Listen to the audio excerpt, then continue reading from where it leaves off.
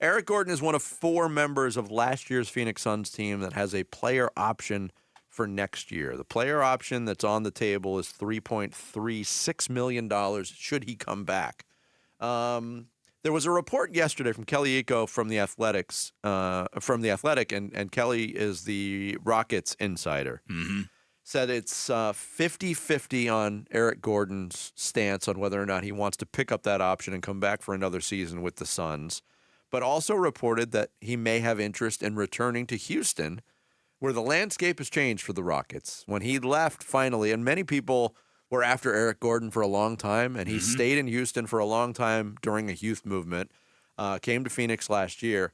That's a team that might be ready to make the elevation to the playoffs next year, and he could play a key role on that team, probably for more money than $3.36 million. Yeah, Houston was playing with their collective hair on fire at the end of last season. Yeah, especially against the Suns. Yeah, well, them too, absolutely. So yeah, if body language is any indication, Eric Gordon was among those who didn't really look very happy here last year, and it was a pity because there was a handful of games when Eric Gordon delivered the Suns what I thought he was going to give them really consistently, and in those games the Suns looked very formidable. When he was an impact shooter, a sniper on the perimeter, along with Grayson Allen, it really made the Suns feel is hot. But those games were very, very few and far between, and he had injury issues. So, yeah, I would be stunned if he chose to come back. But he would really have to believe that the offensive schematics would be different, I think. Yeah, and Gambo kind of piggybacked on that report from Kelly Iko and said, I do not expect Eric Gordon to be back with the Suns. And maybe that lure of Houston proves to be too much. Let me just ask you flat out. Mm-hmm. Do you want Eric Gordon back? Not really. I kind of agree with you on the body language thing. Mm-hmm. Eric Gordon managed to play 68 games last year. If you would have told me that before I looked it up, I'd say you're nuts. He didn't play that much. But he had a series of nagging 1 to 2 game injuries. He didn't miss extended periods of time, but he got hurt a lot. It sure seemed like it, didn't it? It really did.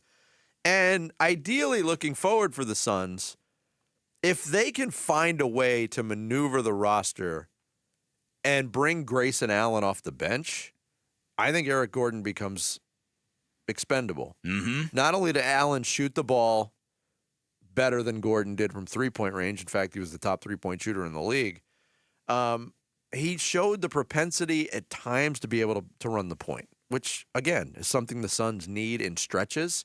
They're not going to get a point guard this offseason that's going to come in and start and play 35 minutes. It's just not the way this team happening. It's not happening. But if Grayson Allen can do that in spot minutes off the bench, I think you're in decent shape. I don't think it would be a huge loss. I don't think so either. I don't know if they could find a better shooter at that kind of price, but I hope they can try. But like I said, it just that those rare games when he and Grayson Allen gave them 2 legitimate three-point weapons with the other big 3 kind of darting and dashing and doing their thing, that to me felt like, now that's an offense. It just didn't happen. It just didn't click very often. But even if Gordon does make that determination, I think it's key. You look at another player option on the Suns roster, and that's Damian Lee, kind of a forgotten guy, who 2 years ago was one of the top three-point shooters in the NBA. Last year he had the awful knee injury that kept him out all year. He's going to be healthy. He has a player option. But if he picks up that option, and Damian Lee kind of strikes me as a guy that likes it here in Phoenix, if we're gauging body language and demeanor. Yeah, I would agree with that. I think he's at a different place than Eric Gordon was. But then you have Allen and Lee as your three-point shooters off the bench. Mm-hmm. You could do a lot worse than that. And I think Josh Okogie is another guy, player option. I think there's going to be a market for Josh Okogie, which might complicate things. Really? He's athletic, and he's a really good perimeter defender. Okay. I mean, the three-point shooting, the offensive drop-off is noticeable. Drew Eubanks is the 4th guy. I don't think he'll be back. Yeah. Much to the delight of a lot of Phoenix Suns fans. And I will say this, and I've said it before, I'll say it again. Drew Eubanks could be a maddening player, but who on the Suns wasn't a maddening player at times and last year? He gave you everything he had. If you were expecting more from Drew Eubanks, then maybe your expectations are the issue here. Yeah, they're backup centers for a reason. Mm-hmm. Yeah, and so listen, there's not a lot of flexibility here. What they're going to be able to do, if they're going to be able to actually package that draft pick and bring in a guy, I tend to think that at some point in time you need to start getting a little younger, and you need to focus on athleticism. And yes, there's not a ton of that on this roster. But there's a name that's being attached to the Suns that doesn't fit the athletic bill and doesn't fit the getting younger bill. But it's an intriguing name.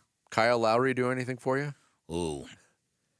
Don't know how much he has left in the tank. Mm-hmm. He can still be an irritant. He still gives you elements that are missing on this team from true point guard play. Can still hit a three and can defend a little bit still at age 38. I wonder what the market's going to be for a guy like Kyle Lowry. It's a really, really good question. Because Phoenix makes a lot of sense for what he brings and what they're lacking. There's a connection there. But does he want to come in for a minimum contract? That's a good question. It's almost here. Seems like it's been 3 years since the Suns played a basketball game. Well, right, because it's kind of feels that way. Thanks for watching Bickley and Marotta. Click to see the latest Bickley Blast and hit the button in the middle to subscribe to Arizona Sports.